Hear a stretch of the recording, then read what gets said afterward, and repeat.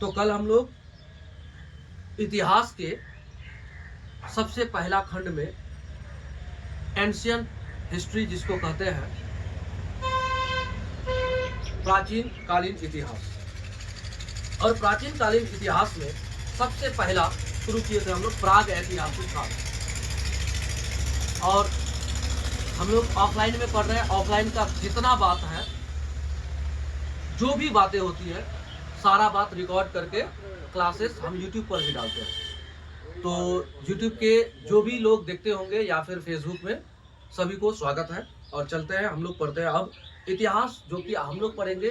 तो ये इतिहास पढ़ने का मतलब है कि भारत के किसी भी एग्जाम में, चाहे आप TRE 4 करें, एस्टेट करें, बिहार पुलिस करें या बिहार SSC करें, जहां पर भी इतिहास पूछा जाता है उस जगह पर आपका ये इंपॉर्टेंट सेक्शन है इतिहास का, जो क्वेश्चंस आपका टकराएगा। जैसे आप प्राचीन कालीन इतिहास में सबसे महत्वपूर्ण जो चीजें हैं, प्राचीन काल में सबसे ज्यादा सवाल नहीं पूछता, मॉडर्न हिस्ट्री से पूछा जाता है, लेकिन नहीं पूछा जाता, कम पूछा जाता है। लेकिन वो कम पूछा जाता, 2-4 नंबर से आदमी फेल होता है। तो हम 2-4 नंबर के लिए भी इस चैप्टर को इग्नोर नहीं कर सकते, या फिर एंशियंट हिस्ट्री को ही इग्नोर नहीं कर सकते।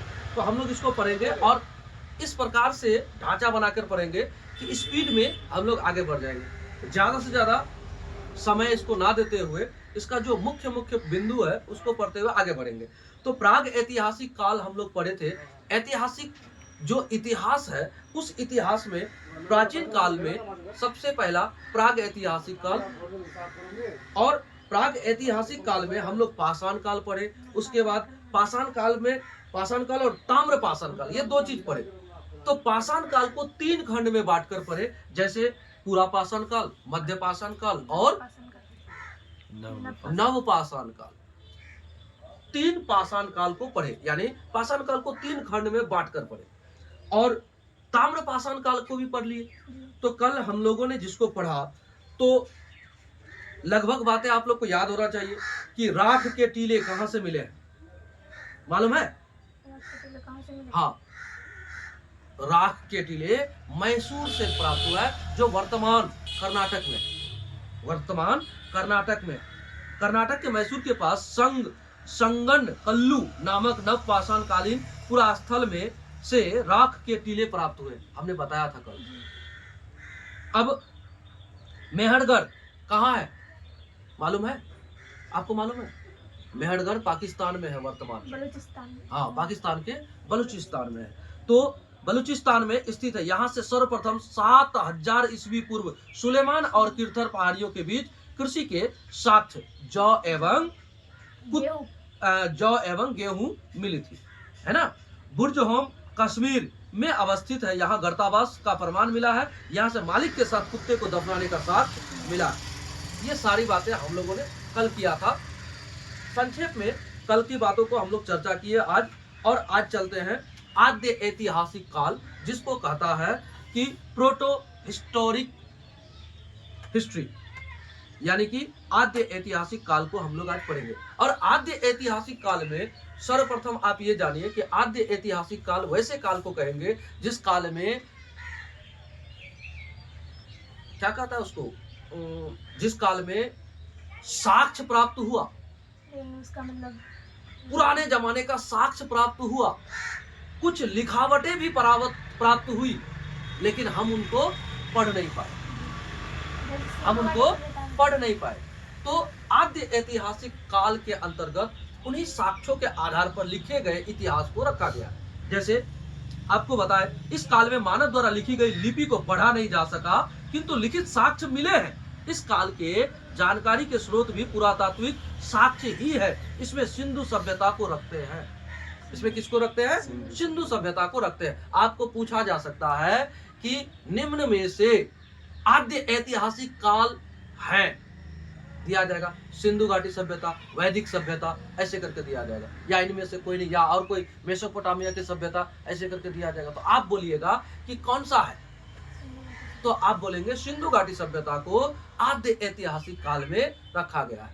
और सिंधु घाटी सभ्यता का ही समकालीन कई सभ्यताएं हैं, हम लोग पढ़ेंगे उसको। लेकिन आप ये जानिए कि प्रोटो हिस्टोरिक हिस्ट्री जो है इसके अंतर्गत सिंधु घाटी सभ्यता को रखा गया। तो सिंधु घाटी सभ्यता के बारे में आप लोग को कुछ मालूम है तो बताइए, उनका समय काल कब से कब तक, सिंधु घाटी सभ्यता का टाइम पीरियड कब से कब तक है पता है? आद्य ऐतिहासिक काल हम लोग पढ़ेंगे। क्या पढ़ेंगे? आद्य ऐतिहासिक काल पढ़ेंगे। और आद्य ऐतिहासिक काल में देखिए इतिहासकारों को साक्ष्य प्राप्त हुआ, मानव द्वारा लिखा हुआ साक्ष्य प्राप्त हुआ, मानव द्वारा लिखा हुआ लिपि प्राप्त हुआ, लेकिन उसको पढ़ा नहीं गया। आज तक मानव उसको नहीं पढ़ पाए। तो कहा जाता है कि आद्य ऐतिहासिक काल में ऐसे ही साक्ष्यों से बनाए गए यानी लिखे गए जो आपको इतिहास है उसी को रखते हैं इसमें आद्य ऐतिहासिक काल में। जैसे उस काल के अंतर्गत सिंधु घाटी सभ्यता को रखा गया। आद्य ऐतिहासिक काल में हम लोग पढ़ेंगे सिंधु घाटी सभ्यता। सिंधु घाटी सभ्यता। अब सिंधु घाटी सभ्यता के बारे में कह पाइएगा कि सिंधु घाटी सभ्यता सिंधु घाटी सभ्यता कब से कब तक माना जाता है, इसका टाइम पीरियड? देखिए किताबों में, कुछ किताबों में 2350 ईस्वी पूर्व से लेकर 1750 ईस्वी पूर्व है। कुछ किताबों में 2450 ईस्वी पूर्व से लेकर 1750 ईस्वी पूर्व तक है। कुछ किताबों में 2500 ईसा पूर्व से लेकर 1750 ईस्वी पूर्व तक है। तो आप इस बात से ना डरेंगे ना टेंशन लेंगे। मतलब एक साधारण शब्दों में आप ये समझिए कि आप कहिएगा कि 2500 ईस्वी पूर्व से लेकर कितना, 2500 से लेकर 1750 ईस्वी पूर्व तक क्या है, सिंधु घाटी सभ्यता का समय काल माना जाता है। आप इसको नॉर्मली ऐसे जानो, आप क्या समझोगे कि सिंधु घाटी सभ्यता का समय काल क्या है, तो आपको कहीं पर रहेगा 2350, कहीं पर रहेगा 2300, कहीं पर रहेगा 2450, कहीं पर रहेगा 2500। तो आप इस बात को लेकर कंफ्यूजन नहीं होंगे। इधर वाला फिक्स है 1750 तक। आप ये भी नहीं कह सकते कि क्या 1750 में एकाएक सिंधु घाटी सभ्यता खत्म हो गई ना, यहां भी समय लगा होगा, यहां भी खत्म होने में समय लगा होगा। यहां भी क्या 2500 ईस्वी पूर्व में क्या सिंधु घाटी सभ्यता एकाएक आके जन्म हो गया? कोई बस्ती या समाज को बसने में या उसको उजड़ने में समय लगता है।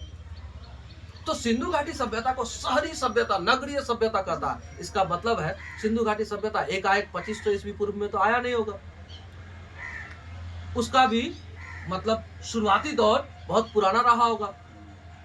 और उसके बाद धीरे धीरे जब हम पढ़ते हैं तो हम तो साक्ष्य के आधार पर पढ़ते हैं ना कि सिंधु घाटी सभ्यता में लोग इस तरह के थे कि नगरीय व्यवस्था था। हम साक्ष्य के आधार पर, इतिहास लेखन करने वाले लोग लिख दिए साक्ष्य के आधार पर और कह दिया कि भैया इसका जो काल है लगभग, आप ऐसे कह सकते हो, लगभग 2500 ईस्वी पूर्व से लेकर कितना तक, 1750 ईस्वी पूर्व तक सिंधु घाटी सभ्यता को माना जाता है। लेकिन ये बात क्लियर है, लगभग सभी पुस्तकों में 1750 ईस्वी पूर्व तक माना है। लेकिन ये बात फिक्स नहीं है, कहीं पर 2350, कहीं पर 2450। लेकिन हमारे ये जो पुस्तक है जिसको हम लोग अभी पढ़ रहे हैं, ये खान सर के द्वारा लिखा गया पुस्तक है, खान ग्लोबल स्टडीज का, और इसमें दिया गया है 2500 ईस्वी पूर्व से लेकर 1750 ईस्वी पूर्व तक इसका समय काल दिया गया है। तो हम लोग इसी को मानेंगे क्योंकि हम लोग इसको पढ़ रहे हैं, है ना।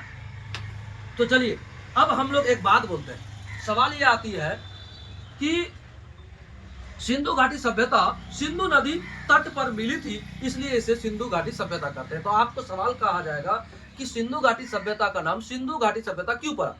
तो आप कहोगे कि सभ्यता का विकास, सभ्यता का जो मतलब ये कहो कि विस्तार सिंधु घाटी के किनारे में सबसे ज्यादा मिला, इसलिए इसको सिंधु घाटी सभ्यता कहा गया। आपको एक बात बता दें, कोई भी सभ्यता का विकास आज तक अगर हुआ है, मानव पाषाण काल में भी अगर कहीं रहता था तो नदियों के किनारे रहता था, क्योंकि पानी तो सबको चाहिए, सब जीव को चाहिए। तो पानी के स्रोत को देखते हुए लोगों का बसा हुआ था किसमें?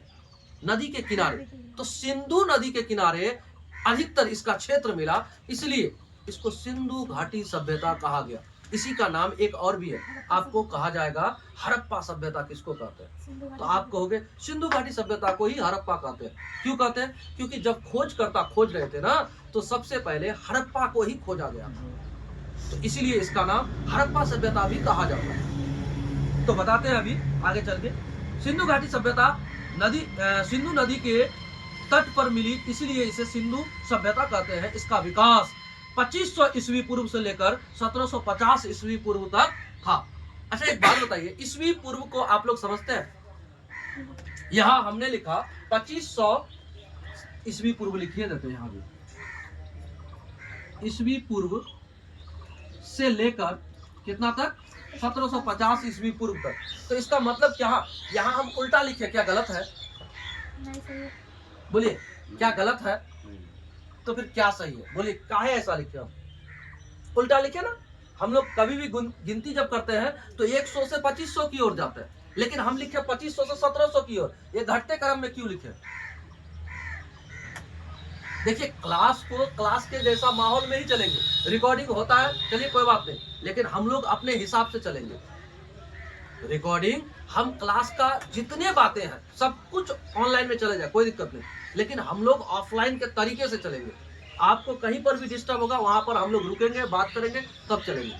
तो बताइए, यहाँ पर हम जानते हैं, इसलिए हम इस बात को टोके हैं। और यहाँ अगर हम लोग अभी कम संख्या में हैं, तब भी इसी तरह, जब 500 की संख्या में रहेंगे तब भी इसी तरह बात करेंगे, इसी तरह चलेंगे। तो 2500 ईस्वी पूर्व से 1700 ईस्वी पूर्व उल्टा चलने का कारण बताइए, बोलिए। यीशु मसीह के जन्म के पहले वाला बात हो रहा है ऐसे। देखिए, काल मतलब समय को इतिहास में ईसा पूर्व और ईस्वी में लिखा गया। इतिहास में ईसा पूर्व और मतलब ईस्वी में लिखा गया। तो आपको ये पता होना चाहिए कि ईसा मसीह का जन्म हुआ, ठीक है? ईसा मसीह का जन्म हुआ, तो इनके जन्म से इधर प्लस होते चले गए,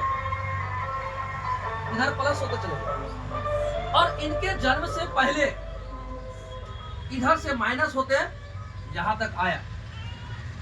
बात समझे? तो इतिहास को हम लोग जो पढ़े, हम लोगों ने जो कल का चैप्टर पढ़ा, क्या पढ़ा था? प्राग ऐतिहासिक का। तो उसमें हमने कहा कि कितना लाख पहले? 25 लाख की 20 लाख बोल रहे थे। 20 लाख। कितना 20 लाख कहा जा रहा है? कितना बोले थे जी? पूरा पाषाण काल, हाँ, 20 लाख ईस्वी पूर्व से लेकर 12,000 ईस्वी पूर्व तक उल्टा। तो 20 लाख से हम लोग कहाँ आए? 12,000 ईस्वी पूर्व तक आए, उल्टा। ये आए पूरा पाषाण काल। उसके बाद 12,000 से लेकर हमने 10,000 तक आया, तो ये हुआ मध्य पाषाण काल। और 10,000 से लेकर फिर 2500 ना 3,000 था, 3,000 था शायद, हम लोग 3,000 में आए। तो 3,000 ईस्वी पूर्व तक ये हो गया नव पाषाण काल। और उसके बाद ताम्र पाषाण काल चला बीच में, और उसके बाद हम लोग कहां से शुरू हुए? फिर 2500 ईस्वी पूर्व से कहां तक आ गए? 1750 ईस्वी पूर्व तक। फिर आते आते यहाँ पर आएंगे जीरो में, यानी कि एक में, यहाँ एक में आ जाएंगे, 1 ईस्वी।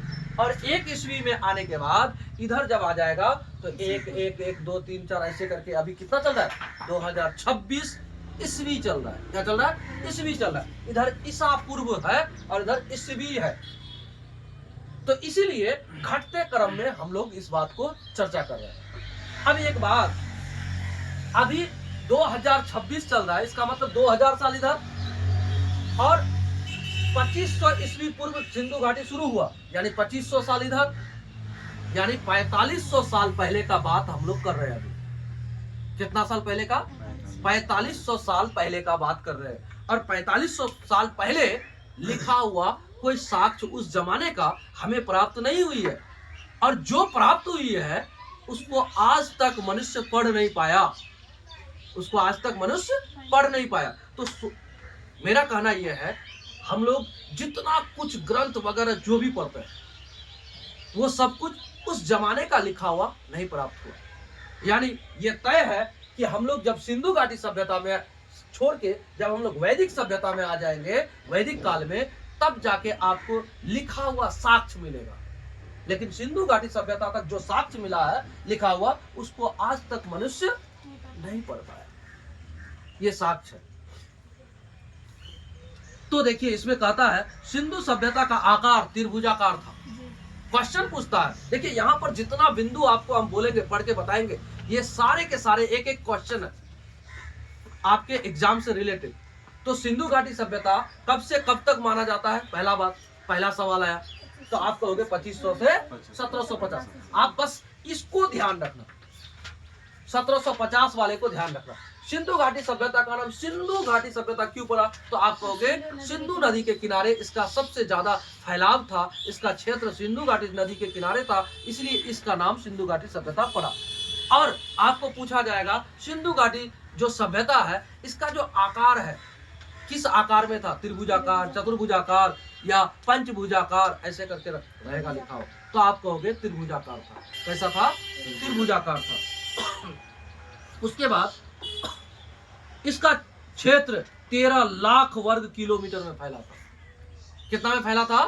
13 लाख वर्ग किलोमीटर में फैला था। आप कहोगे कि ये कैसा था? तो आप कहोगे कि ये त्रिभुजाकार था। क्या था? त्रिभुजाकार था, त्रिभुजाकार था। और कितना वर्ग किलोमीटर में फैला था? 13 लाख वर्ग किलोमीटर में फैला था। वर्ग किलोमीटर यानी किलोमीटर स्क्वायर, क्या कर दो? किलोमीटर स्क्वायर, इतना में फैला था। अब एक बात, इतना में फैला था। फिर आगे बोला है कि सिंधु सभ्यता में कुल 350 स्थल मिले हैं, जिसमें 200 स्थल केवल गुजरात में। आपको पता होना चाहिए सिंधु घाटी सभ्यता का जब खोज करना शुरू हुआ तो उसको खोजते खोजते कहा जाता है कि 350 स्थल मिला सिंधु घाटी सभ्यता का। लेकिन 350 स्थल में स्थल प्राप्त कितना हुए? 350 हुआ, जिसमें से आप कहोगे 250 कहाँ प्राप्त हुआ? गुजरात में। 250 कहाँ है? गुजरात में। आपको ये पता होना चाहिए कि 250 स्थल जो है कहाँ है? गुजरात में। सॉरी, 250 में 200 मिस्टेक हुआ, 200। 350 में से 200 स्थल कहाँ है? गुजरात में। अब आगे सुनिए, सिंधु घाटी सभ्यता विश्व की पहली नगरीय यानी शहरी सभ्यता थी, जबकि विश्व की पहली सभ्यता मेसोपोटामिया की सभ्यता थी जो ग्रामीण थी। अब बात को आप ऐसे समझिए, सिंधु घाटी सभ्यता और मेसोपोटामिया की सभ्यता, ये दोनों सभ्यता थोड़ा आगे पीछे है, मतलब चल तो रहा था। जैसे कहता नहीं है कि किसी का जन्म सन 1990 में हो गया और किसी का जन्म सन 1992 में हो गया, थोड़ा सा आगे पीछे ही सही, चल तो रहा है एक साथ। तो एक साथ चलने के क्रम में भी कोई आगे है कोई पीछे है। ठीक उसी प्रकार से मेसोपोटामिया की जो सभ्यता है वो सभ्यता सबसे प्राचीन सभ्यता माना जाता है। मेसोपोटामिया की सभ्यता सबसे प्राचीन सभ्यता। अगर आपको क्वेश्चन ऐसे पूछे कि बताइए दुनिया की सबसे प्राचीन सभ्यता कौन सा है, और क्वेश्चन आंसर में देगा, क्वेश्चन इसमें ऑब्जेक्टिव में देगा मेसोपोटामिया की सभ्यता, सिंधु घाटी की सभ्यता, वांगहो नदी घाटी सभ्यता, मिस्र की सभ्यता, तो बताओ कौन सा है सबसे प्राचीन सभ्यता? तो मेसोपोटामिया की सभ्यता। अगर आपको ऐसे पूछे सबसे प्राचीन नगरीय सभ्यता का नाम बताओ, सबसे प्राचीन नगरीय सभ्यता का नाम बताए, तो उस समय फिर मेसोपोटामिया की सभ्यता नहीं आएगा। मेसोपोटामिया की सभ्यता नगरीय सभ्यता में पहला नहीं है, उसका सभ्यता ग्रामीण था। लेकिन नगरीय सभ्यता में सबसे पहला अगर कोई सभ्यता है तो वो दुनिया की सबसे पहला सभ्यता सिंधु घाटी सभ्यता है। दोनों बात को क्लियर कर लीजिए। सवाल ऐसे पूछा जाएगा कि दुनिया में सबसे पहला नदी घाटी सभ्यता कौन है, तो आप क्या बोलोगे? ना, मेसोपोटामिया की सभ्यता। बात को घुमा रहे हैं, बात को समझो। दुनिया की सबसे पहला नदी घाटी सभ्यता या फिर दुनिया की सबसे पहला सभ्यता कौन है, तो आप कहोगे मेसोपोटामिया की सभ्यता। बात समझे? लेकिन अगर हम ऐसे सवाल करें दुनिया की सबसे पहली नगरीय नदी घाटी सभ्यता कौन है, तो सिंधु घाटी सभ्यता। नगर में आ जाएगा सिंधु घाटी, लेकिन ग्रामीण में आ जाएगा मेसोपोटामिया। बात समझे? आगे बढ़ते हैं। फिर देखिए सिंधु घाटी सभ्यता की जानकारी सबसे पहले चार्ल्स मैसन ने 1826 में दिया। सिंधु घाटी सभ्यता की जानकारी चार्ल्स मैसन दिया। चार्ल्स मैसन इसने 1826 में सिंधु घाटी सभ्यता की जानकारी दी। सबसे पहला जानकारी अगर किसी ने दिया है तो 1826 ईस्वी में किसने दिया? चार्ल्स मैसन ने दिया। चार्ल्स मैसन ने क्या दिया है? सिंधु घाटी सभ्यता की पहली जानकारी दुनिया को बताया कि सिंधु घाटी सभ्यता है। लेकिन इनका बात ना ज्यादा लोग केयर नहीं किया, लेकिन जो पहले बताया तो बताया। तो उसके बारे में, सिंधु घाटी सभ्यता के बारे में सबसे पहले अगर जानकारी कोई दिया है तो चार्ल्स मैसन ने दिया 1826 में। आपको सवाल पूछा जाएगा सिंधु घाटी सभ्यता को सबसे पहले बताने वाले व्यक्ति का नाम क्या है, तो आप जवाब दोगे चार्ल्स मैसन। कब दिया है? 1826 में। कब दिया है? 1826 में। चार्ल्स मैसन, है ना? आप लोग ना जितना हो सके रफ टाइप का ही सही लिखने का प्रयास करो, कलम को चलाओ, और फिर जिस समय आपका एक क्लास समाप्त होगा ना, जितना पेज तक क्लास समाप्त होगा उतना पेज का हम पीडीएफ बना के दे देंगे, फिर आप उसका शेयर कर लोगे। लेकिन इससे फायदा क्या होगा, दोबारा आप जब लिखोगे ना आपका यहाँ क्लिक करेगा ज्यादा। अगर आप शांत मिजाज से बैठे रहोगे और आप नहीं लिखोगे, आप फास्ट में छोटा छोटा पॉइंट को लिखो ना, और कुछ नहीं करना है। त्रिभुजाकार क्या है, तो आपका दिमाग कहेगा नहीं, सिंधु घाटी सभ्यता त्रिभुजाकार था। 13 लाख वर्ग किलोमीटर क्या है? सिंधु घाटी सभ्यता का क्षेत्रफल 13 लाख वर्ग किलोमीटर था। स्थल प्राप्त हुआ, खुदाई से प्राप्त हुआ ना, कितना हुआ? 350, जिसमें से गुजरात में कितना है? 200। ये क्लिक करेगा आपका दिमाग। चार्ल्स मैसन क्या किया था? 1826 में सबसे पहले चार्ल्स मैसन ने सिंधु घाटी सभ्यता का जानकारी दिया। तो ये सब बात को ना आप लोग लिखा करो, आपको फायदा करेगा। कलम चलाओ, कलम है बाबू, है तो चलाओ। अब आगे सुनो, कहता है सिंधु घाटी सिंधु सभ्यता का सर्वेक्षण जेम्स कनिंघम ने 1853 ईस्वी में किया। इसका मतलब क्या है? कनिंघम ने 1853 में, आप कहोगे सिंधु घाटी सभ्यता का क्या किया? सर्वेक्षण किया। यहां देखिए, बात खोज किया नहीं है, यहां सर्वेक्षण करने का किया। तो जैसा क्वेश्चन वैसा जवाब। लेकिन आप कहोगे दयाराम साहनी सर सिंधु घाटी सभ्यता का जो हड़प्पा है ना उसका खोज किया है। एकदम किया। लेकिन यहाँ क्वेश्चन क्या कर रहा है कि सिंधु घाटी सभ्यता का सर्वेक्षण किसने किया, तो आप कहोगे कनिंघम ने किया। आप उसका पूरा नाम अगर नहीं भी याद रखोगे, जेम्स कनिंघम नहीं भी याद रखोगे, लेकिन आप कनिंघम याद रखना, आपका क्वेश्चन हो जाएगा। तो कनिंघम ने कब इसका सर्वेक्षण किया? 1853 में। कब किया? 1853 में। 1853 में जेम्स कनिंघम, यानी जेम्स कनिंघम क्या किया? सिंधु घाटी सभ्यता का सर्वेक्षण किया। क्या किया? सिंधु घाटी सभ्यता का सर्वेक्षण किया। क्या किया? सिंधु घाटी सभ्यता का सर्वेक्षण किया। ठीक है, फिर आगे सुनिए। लॉर्ड कर्जन ने 1904 ईस्वी में पुरातत्व विभाग की स्थापना किया, जिसके महानिदेशक सर जॉन मार्शल था। आप जानो कि आपके भारत में लॉर्ड कर्जन 1904 में पुरातत्व विभाग का स्थापना करता है लॉर्ड कर्जन। कौन? Lord Curzon.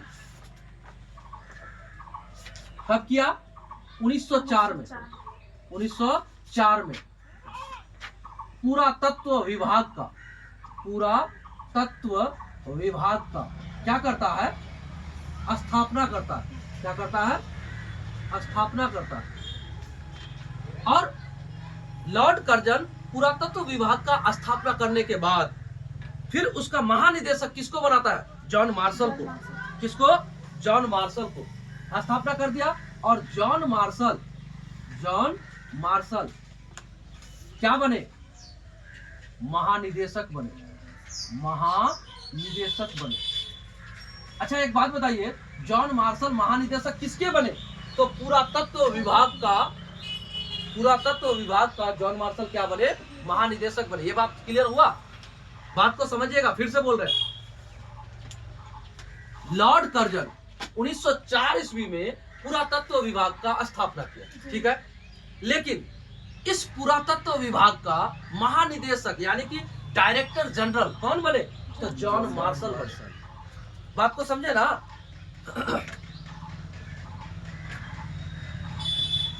अब देखिए, डायरेक्टर भी तो वही बना था, जॉन मार्शल। तो डायरेक्टर जनरल उसी को कहता ना। फिर यहाँ पे तो 1924 दिया हुआ है। कौन चीज? एनसीईआरटी में। एनसीईआरटी में क्या दिया? 1924। हम क्या बोले? आप बात को नहीं समझे। ये डायरेक्टर जनरल 1924 में बने, कोई बात नहीं, लेकिन पुरातत्व विभाग की स्थापना लॉर्ड कर्जन ने किया था 1904 में। बात को समझे। हम ये थोड़े बोले कि महानिदेशक कब बने। ये जरूरी है कि महानिदेशक इसी समय बना, नहीं। महानिदेशक 1924 में एनसीईआरटी कह रहा है तो कह रहा है।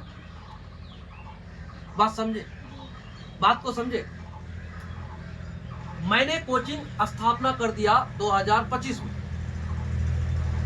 लेकिन कोचिंग के शिक्षक 2025 के जगह 30 में कोई आदमी को हमने बनाया।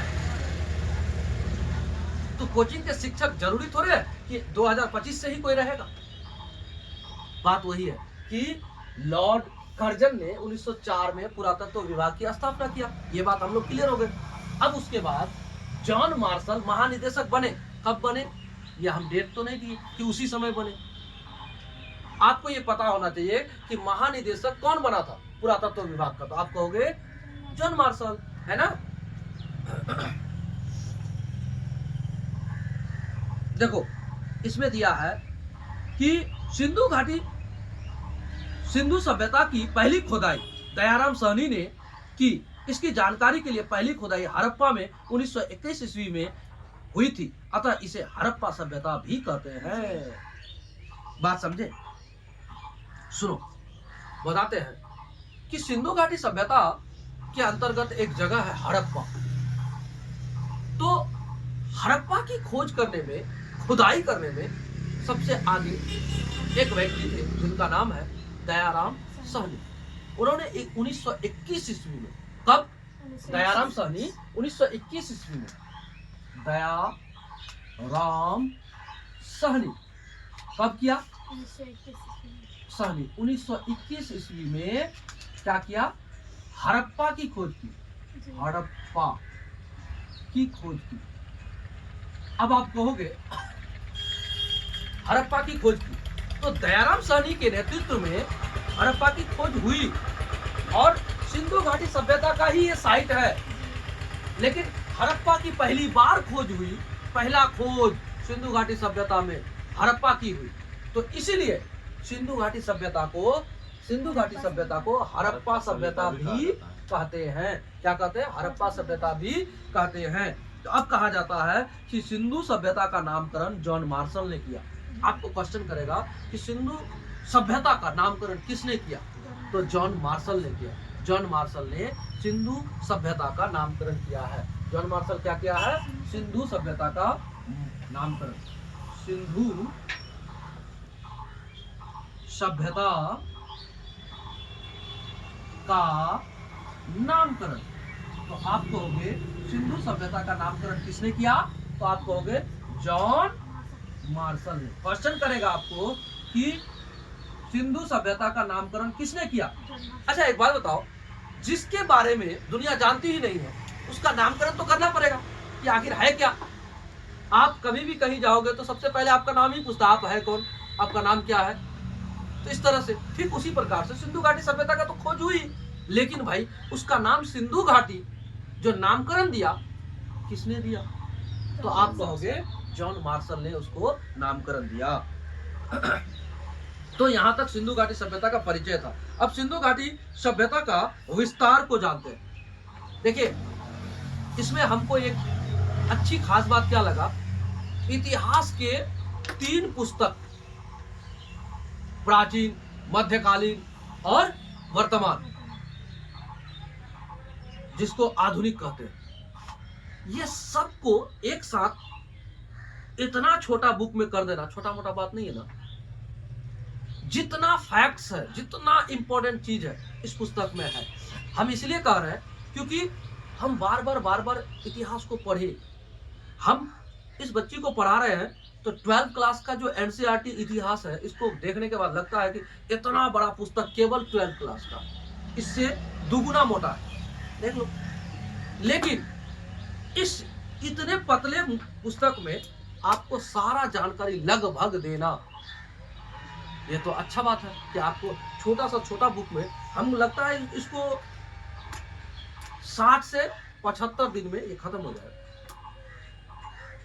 लेकिन आप 90 दिन में वो पुस्तक खत्म नहीं कर पाओगे, केवल एक ठो 12th क्लास को, और इसमें 6 to 12 क्लास का सभी बातें हैं।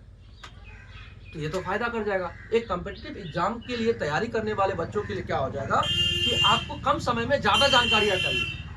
हमने आपको सिंधु घाटी सभ्यता इनको पढ़ाने में हमको लगता है 2-3 दिन या 4 दिन लगा होगा, लेकिन सिंधु घाटी इसको पढ़ाने में हमको नहीं लगता है कि 2 दिन लगेगा, क्योंकि सिंधु घाटी इसमें हाँ 2 क्लास लग सकता है ज्यादा से ज्यादा, और उस किताब को पढ़ाने में हमको लगता है ज्यादा लगा होगा, और 1.5-2 घंटा लगातार क्लास दिए तब भी नहीं हो रहा था, क्योंकि इसमें छटा हुआ है, साफ सुथरा किया हुआ है, क्वेश्चन बनाया हुआ है। हम आपको जो बात बता रहे हैं हर जगह से एक एक क्वेश्चन बनेगा, हर जगह से एक एक क्वेश्चन बनेगा जो आपके एग्जाम में टकराने का संभावना रखता है। और याद रखिएगा कि जितना आप इसमें पढ़ लोगे एंशिएंट हिस्ट्री, इससे ज्यादा पढ़ने की आवश्यकता नहीं है एंशिएंट को खासकर, लेकिन हाँ इस फैक्ट्स को आपको याद रखना पड़ेगा। आपको जो सवाल पूछा जाएगा वो सबको याद रखना होगा। जैसे आज आपको जो बता रही है वो हम कल आपसे पूछेंगे भी, उसके बाद आगे बढ़ेंगे। तब सिंधु सभ्यता का विस्तार क्या है आप सुनिए, इसको हम लोग मिटाएंगे। अब मिटा दे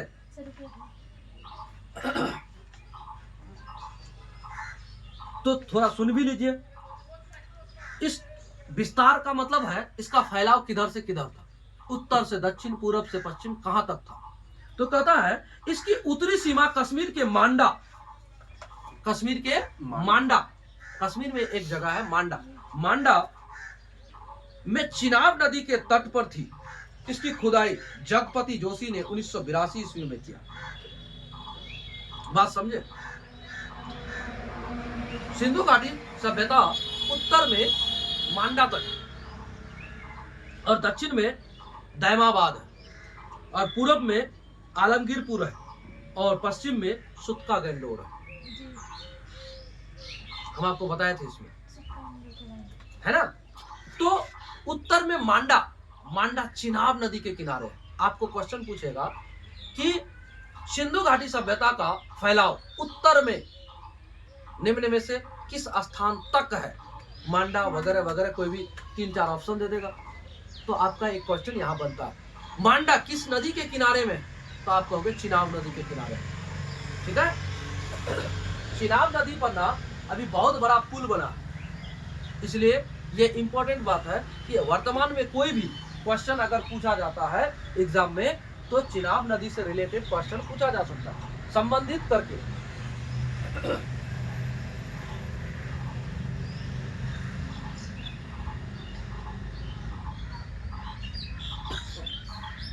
और जानते हो कश्मीर के पास जो मांडा है, कश्मीर में चिनाब नदी के पास, इसकी खोज कौन किया था? जगपति जोशी ने किया था 1982 में। कब किया था? जगपति जोशी ने किया था 1982 में। आप क्या सोचते हो, क्या अभी भी पुरातत्ववेत्ता काम नहीं करते हैं? अभी भी काम करते होंगे और उनके द्वारा इनमें काम किया जा रहा होगा और आगे धीरे धीरे इतिहास में कुछ ना कुछ ऐड होगा। जैसे अब ये 1982 में इसका खोज हुआ मांडा का, तो इसमें जगपति जोशी ने किया। तो जगपति जोशी के द्वारा जो दिया गया पुरातत्व विभाग को, उन्होंने जाना, उसको समझा और समझ के आगे बढ़ाया तो देखिए इतिहास में उसका नाम आ गया, ऐड हो गया। तो इसी प्रकार से ऐड होते रहेगा। अब वर्तमान में जो घट रही है 50 साल बाद, ये तो वर्तमान नहीं रहेगा ना, इतिहास ही बनेगा ना। तो इतिहास बनेगा तो वर्तमान में जो घट रही है, जो इतिहास बनेगा वो तो लिखा जाएगा। अगर कुछ ऐसी अद्भुत चीजें होंगी जो दुनिया को जानना चाहिए, जैसे आप एक बात मान लो, इतिहास के पन्नों में खान सर का नाम रहेगा ना, उनका रहेगा। तो कुछ ऐसा किए हैं देश के लिए और बिहार के लिए कर रहे हैं, तो नाम तो रहेगा बाबा। तो इसलिए आज जो वर्तमान है, कल वो इतिहास बनेगा।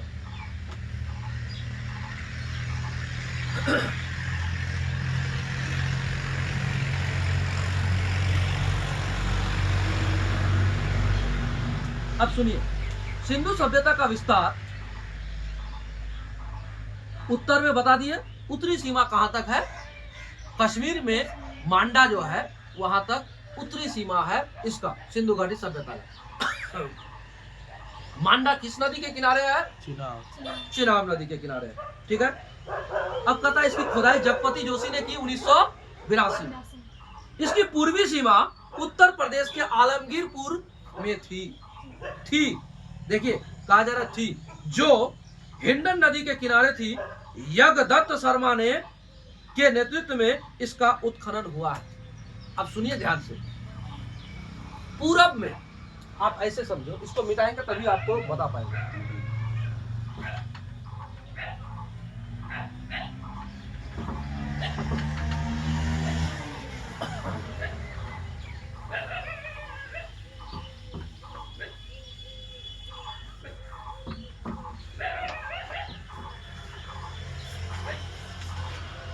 सुनिए, हम लोग पढ़ रहे हैं सिंधु घाटी सभ्यता।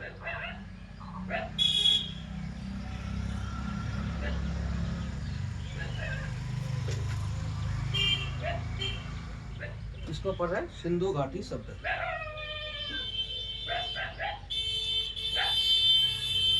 यहाँ घाटी नहीं है तो हम लोग डायरेक्ट, हम लोग भी सभ्यता ही लिखेंगे, सिंधु सभ्यता, है ना।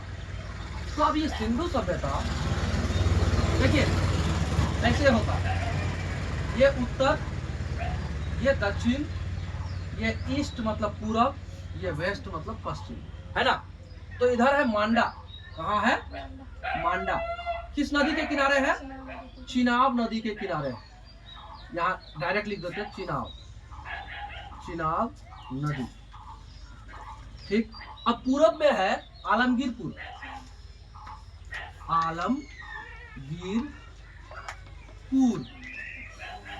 और ये किस नदी के किनारे? हिंडन नदी के किनारे।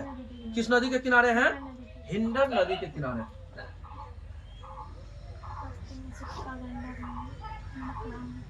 हिंडन नदी के किनारे। ठीक है। और इधर पश्चिम में देखिए आप, पश्चिम है सुत का गेंडोर। सुत का गेंडोर, सुत का गेंडोर। तो सुत का गेंडोर भी कोई नदी के किनारे होगा, दास्क नदी के किनारे। कौन सा नदी? दास्क नदी, याद रखिएगा। अच्छा, अब आ जाइए दक्षिण में। दक्षिण में है दैमाबाद। क्या है? दैमाबाद।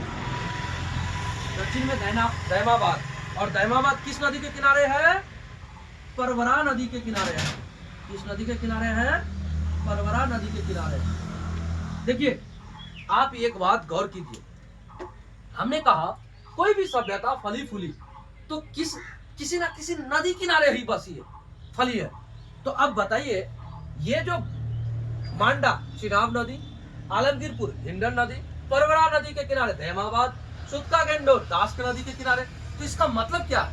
इसका मतलब है कि सभ्यता का विकास तभी हो पाएगा जब पानी हो। तो आप सिंधु घाटी सभ्यता के बारे में जाने कि सिंधु घाटी सभ्यता का विस्तार उत्तर में मांडा, दक्षिण में दैमाबाद और पूर्व में आलमगीरपुर और पश्चिम में सुत्का गेंडोर। अब आप कहोगे कि इसको अगर ऐसे मिला दे सर, ये तो चतुर्भुज बन जाएगा, तो फिर त्रिभुजाकार कैसे? तो ये ना आलमगीरपुर थोड़ा इधर है, तो ऐसे थोड़ा टेढ़ा होके ऐसे त्रिभुजाकार हो गया। तो आप ये मत सोचना कि त्रिभुजाकार नहीं है। आपको क्वेश्चन पूछेगा तो आप बोलोगे त्रिभुजाकार है। आप किसी भी एग्जाम में जाओगे, क्वेश्चन पूछता है।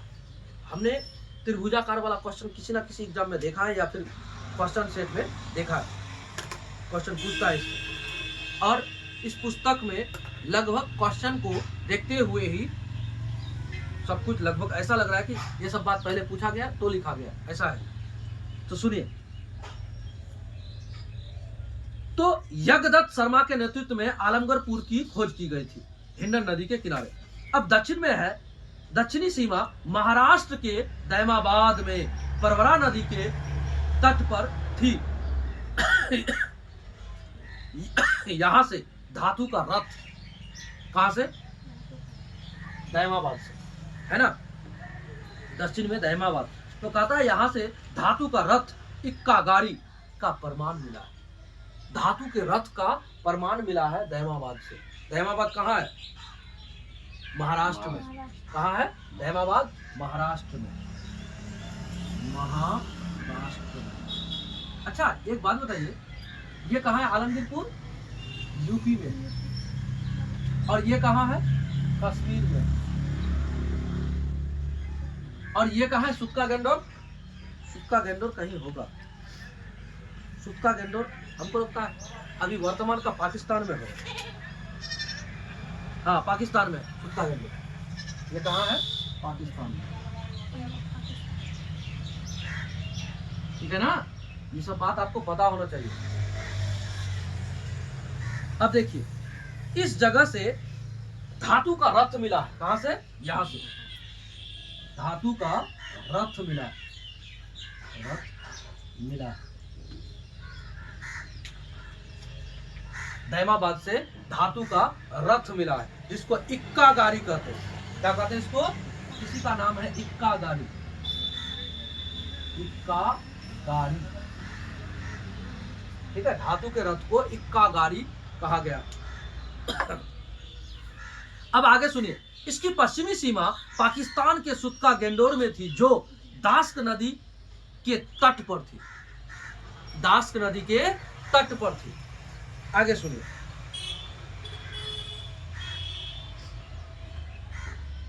ये बात आप लोग आराम से याद भी कर लोगे। हाँ,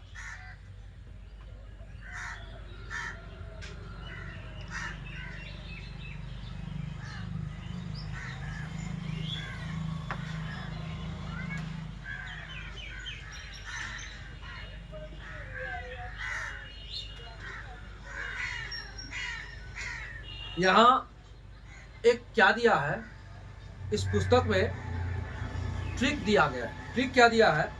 सम बराबर ऐड, डच बराबर है पर भारत में नहीं। यहां एक ट्रिक दिया गया है कि सम बराबर ऐड का मतलब होता है सम से 100 से होगा सुत्का गेंडोर, और मौ से होगा मांडा, और ए से होगा आलमगीरपुर, और डी से होगा दैमाबाद। और डच है पर भारत में नहीं, तो भारत में नहीं वाला को काट दिया है, डच है पर। इसका मतलब सुत्का गेंडोर दास्क नदी के किनारे है, और चौ से चिनाब नदी मांडा, और आलमगीरपुर है से हिंडन नदी, और पर से परवरा। तो आप इसको ट्रिक से याद नहीं कर पाओगे। ट्रिक क्या है कि इसका ट्रिक उसमें, उसका ट्रिक उसमें टकरा जाएगा। आप इसको 2-1 बार पढ़ोगे, आराम से याद होगा कि भाई पूर्व में, उत्तर में मांडा, दक्षिण में दैमाबाद, दक्षिण में दैमाबाद। तो दैमाबाद महाराष्ट्र में है, परवरा नदी के किनारे है, और यहीं से धातु का रथ मिला था, जिसको इक्का गाड़ी भी कहा जाता है।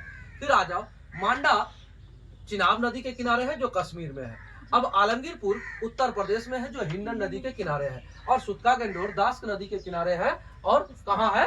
पाकिस्तान। पाकिस्तान में है। ठीक है, पाकिस्तान का बलूचिस्तान से, पाकिस्तान में है। बलूचिस्तान पाकिस्तान का सुतका गंडोर, हाँ सबसे अंतिम छोर है ना। चलिए आगे बढ़ते हैं।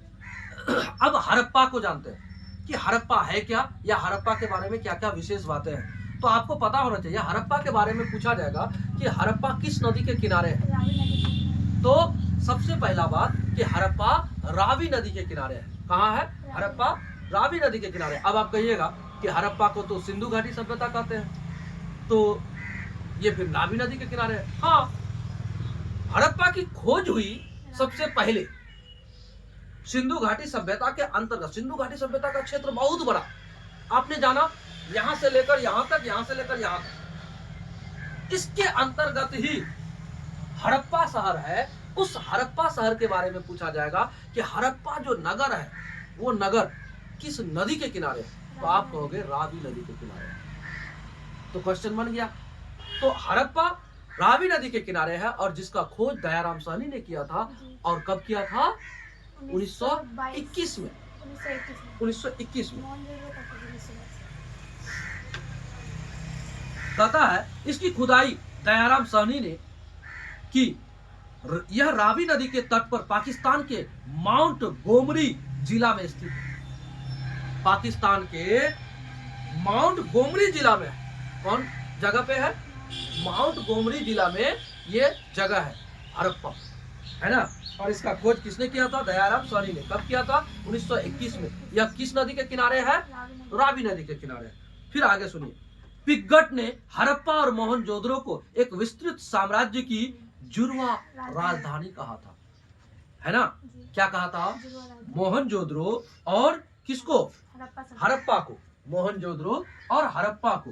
मोहनजोदड़ो,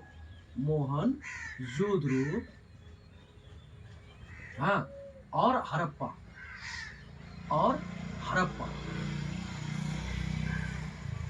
क्या था? जुड़वा राजधानी। जुड़वा राजधानी किसने कहा था? राजधानी कहा, जुड़वा राजधानी कौन कहा? तो आप कहोगे पिगट ने कहा। किसने कहा? पिगट ने कहा। किसने कहा? मोहनजोदड़ो और हड़प्पा को जुड़वा राजधानी, एक बड़े बड़े नगरों का, बड़े बड़े शहरों का जुड़वा राजधानी, विस्तृत साम्राज्य का जुड़वा राजधानी किसने कहा? तो आप कहोगे पिगट ने कहा।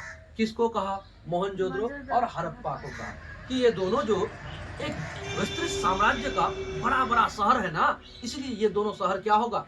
शायद ये दोनों जुड़वा राजधानी है। और हकीकत है उस जमाने में क्या होता था, इस जगह से इस जगह तक व्यापार होता था। ठीक है, कितना किलोमीटर है जी दूरी?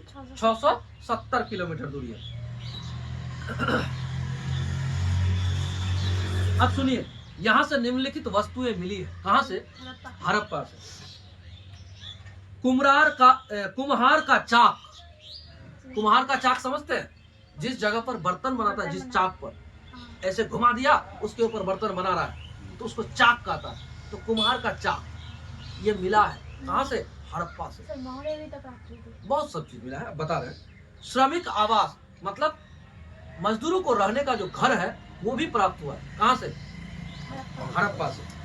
ये सब कुछ बता रहे हैं हड़प्पा के बारे में। अन्नागार, अन्नागार का मतलब होता है अन्न रखने का घर, ऐसा घर जहां पर केवल अन्न ही रखा जाए, अनाज। तो अन्नागार मिला। कहां से? हड़प्पा से। और क्या मिला है? मातृ देवी की मूर्ति, मतलब ऐसा मूर्ति मिला जिसमें किसी स्त्री का फोटो हो, मतलब चित्र हो, जिसका पूजा होता हो, तो मूर्ति मिला मातृ देवी का, है ना। आपको पूछा जाएगा मातृ देवी की मूर्ति कहां से मिला, तो आप कहोगे सिंधु घाटी सभ्यता के हड़प्पा जगह से मिला, हड़प्पा स्थल से मिला। अब आगे सुनिए, लकड़ी की ओखली, मतलब छामगैन जिसको हम लोग कहते हैं, तो वो ओखली मिला लकड़ी का। कहां से? हड़प्पा से। फिर आगे देखिए, लकड़ी का ताबूत। ताबूत मतलब क्या?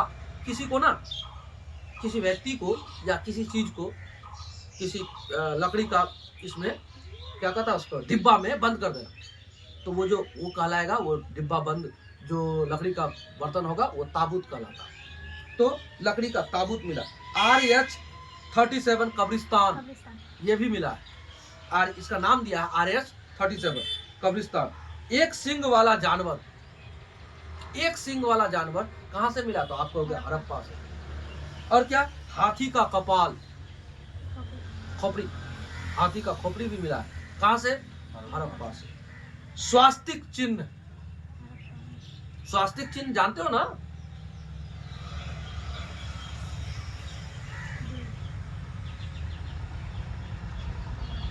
ऐसा होता है ना। ये जो स्वास्तिक चिन्ह भी मिला है कहां से? हड़प्पा से। पता चलेगा? आगे बढ़े। और क्या मिला है? स्त्री के गर्भ से निकला हुआ पौधा जिसे उर्वरा देवी माना गया है।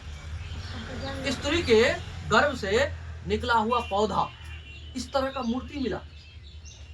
मूर्ति नहीं कहो, आप ये कहो कि ऐसा चीज मिला है उसको कि स्त्री के गर्भ से निकला हुआ पौधा जिसे उर्वरा देवी माना गया है। क्या माना गया है? उर्वरा देवी माना गया है।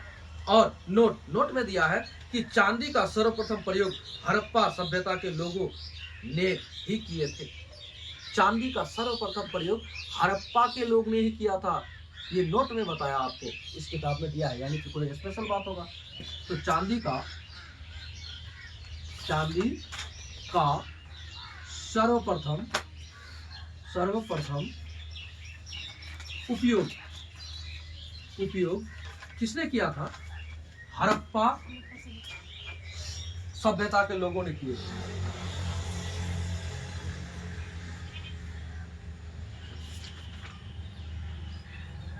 सभ्यता के लोगों ने ही किया था,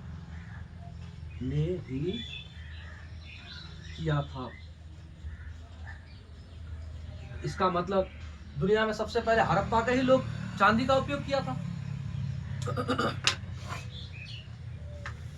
अब देखिए, अब हम लोग हड़प्पा को जाने। सबसे पहला हड़प्पा को जाने, जिसकी खोज 1921 में हुआ। अब देखिए, सिंधु सभ्यता में,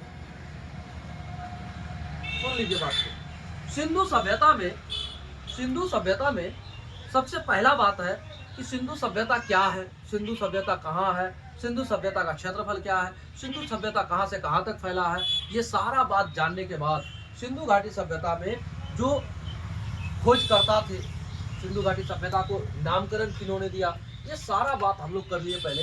अब आते हैं सिंधु घाटी सभ्यता का एक पहला प्रमुख जो शहर था जिसको खोजा गया था दयाराम साहनी के द्वारा 1921 में, उसके बारे में भी जाने। सिंधु घाटी सभ्यता में क्या क्या मिला है, हड़प्पा सभ्यता यानी हड़प्पा जो जगह था, स्थल था, उस जगह से क्या क्या मिला, उस सबको हम लोगों ने जाना। अब आता है उसी का दूसरा पार्ट, यानी सिंधु घाटी सभ्यता में ही दूसरा जगह जो है जिसको खोजा गया था, मोहनजोदड़ो को 1922 में खोजा गया। और किसके द्वारा खोजा गया था मालूम है? राखालदास बनर्जी के द्वारा। किसके द्वारा? राखालदास बनर्जी के द्वारा। बात को समझिएगा और याद भी रखिएगा। राखालदास बनर्जी के द्वारा मोहनजोदड़ो का खोज हुआ था 1922 में, लेकिन 1921 में हड़प्पा का खोज हुआ था दयाराम साहनी के द्वारा। हड़प्पा का खोज दयाराम साहनी किया और राखालदास बनर्जी किया मोहनजोदड़ो का खोज। और ये 1921 में किया था हड़प्पा का, और इसका मोहनजोदड़ो का 1922 में, यानी 1 साल बाद का बात है ना। तो सुनिए, कहता है मोहनजोदड़ो 1922 ईस्वी में इसकी खुदाई सन 1922 में राखालदास बनर्जी ने की। यह पाकिस्तान के लड़काना जिले में स्थित है। यह सिंधु नदी के तट पर है। मोहनजोदड़ो कहाँ है? अब देखिए, हड़प्पा रावी नदी के किनारे, लेकिन मोहनजोदड़ो सिंधु नदी के किनारे है। और कहाँ है? पाकिस्तान में है।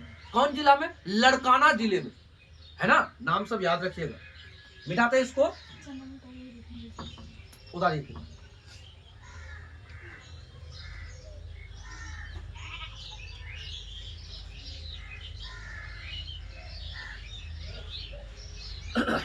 मोहनजोदड़ो से भी बहुत चीज मिला, बहुत साक्ष्य मिला, दुनिया को बहुत चीज बताया कि हम लोग बहुत अच्छे जीवन जिए हैं। ये सिंधु घाटी सभ्यता के लोगों ने ना बहुत स्टैंडर्ड लाइफ जिया है। सर मोहनजोदड़ो में ही तो स्नानागार मिला। हाँ, एक बहुत बड़ा सा स्नानागार मिला है। स्नानागार मतलब वर्तमान में जिसको आप स्विमिंग पूल बोलते हो, उस तरह का बड़का सा एकदम पूल टाइप का एकदम तालाब मिला है। अब सोचिए उस जमाने में, आज से 4500 साल पहले,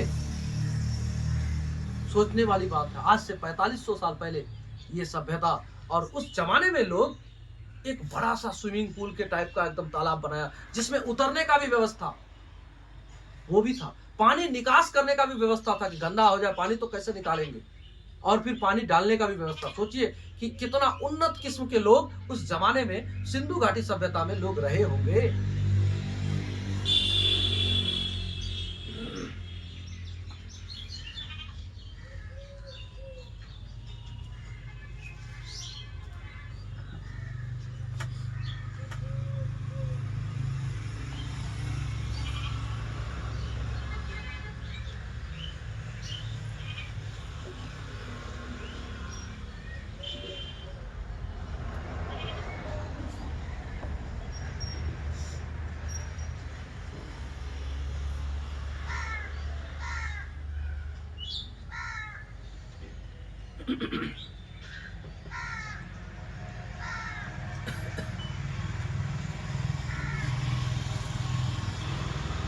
टाइम तो 9 हो गया।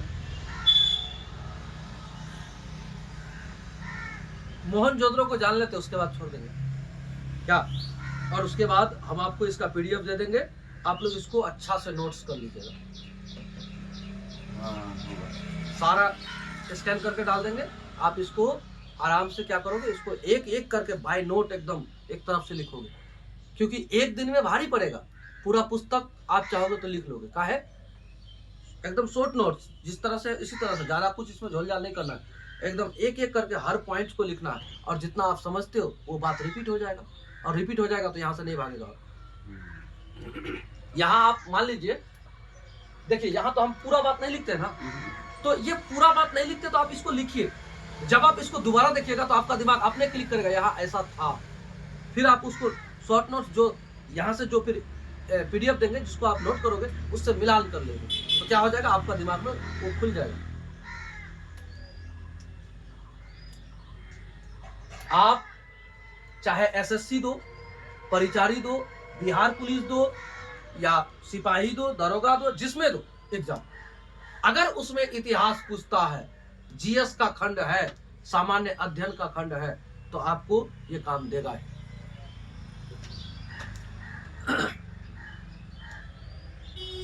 और बिहार के बच्चों के लिए बिहार स्पेशल भी जानना बहुत जरूरी है। बिहार स्पेशल कहने का मतलब बिहार के जितने योजना है, लगभग उन योजनाओं को जानो, बिहार के इतिहास को जानो, बिहार के भूगोल को जानो, बिहार के राजनीति को जानो, बिहार के अर्थशास्त्र को जानो।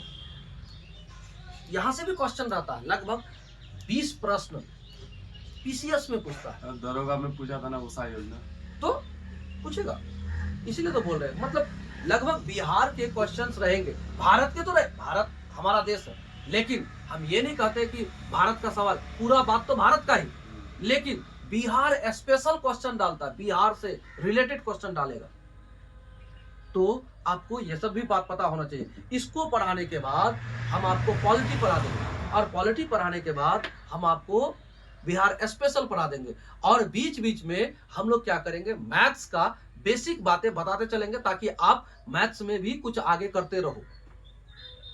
बीच बीच में कहने का मतलब, आप एक काम करो, नहीं तो सैटरडे मैथ्स को लेके चलेंगे, कुछ चीजें आपको बताते चलेंगे, तो आप उसको तो फोकस करोगे एक सप्ताह तक, उसी पर रनअप करते रहोगे, और फिर अगला सप्ताह उससे आगे चलेंगे, इस सब्जेक्ट को भी लेके चलेंगे, और बीच बीच मैथ्स का जो भी ट्रिक्स होगा, जो जानकारियां होगा, आपको देते रहेंगे, अच्छा रहेगा।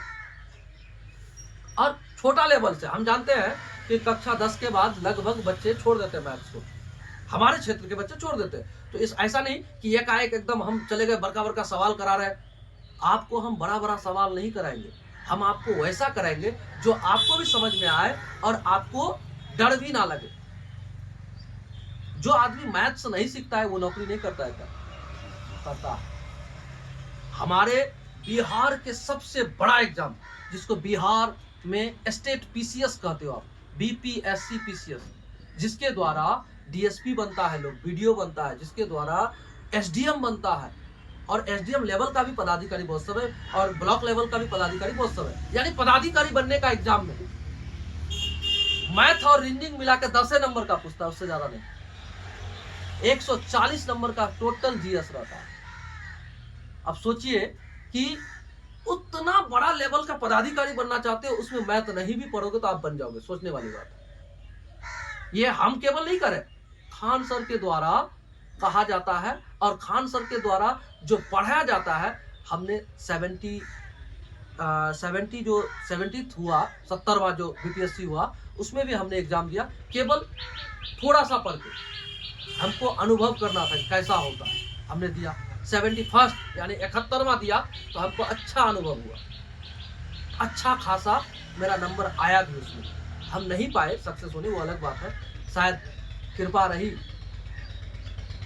ऊपर वाले का, तो शायद आगे कुछ हो जाए, तो हो जाए। तो हम क्या करें कि हम खान ग्लोबल स्टडीज से लगातार 2023 से पढ़ते हैं। और कहा जाता है कभी कभी कि शायद किसी को नौकरी नहीं होता, तो क्या पता कुछ अच्छा करने के लिए अब तक नहीं हुआ, क्या पता अकेले के साथ साथ और लोगों को भी नौकरी मिल जाए। हमारे क्षेत्र के लोग नहीं पढ़ते, इस प्रेरणा से क्या पता और लोग पढ़े, 10 ही लोग पढ़े, 20 ही लोग पढ़े, 100 लोग पढ़े, और पढ़ने लग जाएगा ना। ऑफलाइन का जब नशा लग जाएगा ऑफलाइन में पढ़ने का ना, तो मान लीजिए आप इस पुस्तक को घर में भी पढ़ सकते हैं, ऐसा थोड़ी नहीं पढ़ सकते, लेकिन जो माहौल आपको एक कोचिंग संस्थान में हम लोग के द्वारा हो जाएगा, वो माहौल नहीं होगा। हम भी आप लोग के द्वारा जो बोल के बता रहे हैं, ये चीज हमको भी तो यहाँ रहेगा, हमको भी पीसीएस में काम देगा, ऐसा नहीं कि काम नहीं देगा। मेरे लिए भी फायदे का ही विषय है ये, पढ़ाना मेरे लिए भी फायदा है, केवल आपके लिए नहीं, हमारा भी फायदा है। तो हम चाह रहे थे कि हमारे यहाँ जैसे लोग डिमांड किए कि सर पढ़ाइए, अगर सभी लोग आ जाए तो हमको लगता है कि पीछे का जो टाटी है उसको खोलना पड़ेगा, यानी 70-80 बच्चे एक साथ हो जाएंगे। अगर होते हैं तो देखिए क्या क्या होता है। मेरा प्रयास है कि अच्छा करें, लीगल बैंक में नहीं कर रहा ना कोई, हम करेंगे। और जब आप जीएस में इतना कुछ जान के पहले से रहिएगा, और तब आप पीसीएस के लिए लड़िएगा या किसी एग्जाम के लिए लड़िएगा, आपको एहसास होगा कि आपने बहुत अच्छा कदम पहले उठाया था, जो हम लोग अभी कर रहे हैं। तो चलिए अब हम लोग मोहनजोदड़ो के बारे में पढ़ते हैं कि मोहनजोदड़ो में क्या है। मोहनजोदड़ो इसका सिंधु घाटी सभ्यता का ही एक क्षेत्र है। कहीं जाना है आपको? हम काम करते हैं ना। कहाँ? इसमें श्रीराम में। अच्छा, श्रीराम कोई कंपनी है? क्या है? फाइनेंसर है, गाड़ी का लोन देता है। अच्छा, तो यानी कि टाइमिंग हो चुका है तब नहीं? तो आप लोग कोशिश कीजिएगा टाइम पे आने का। 7:30 बजे क्लिक कर दो उसको बंद।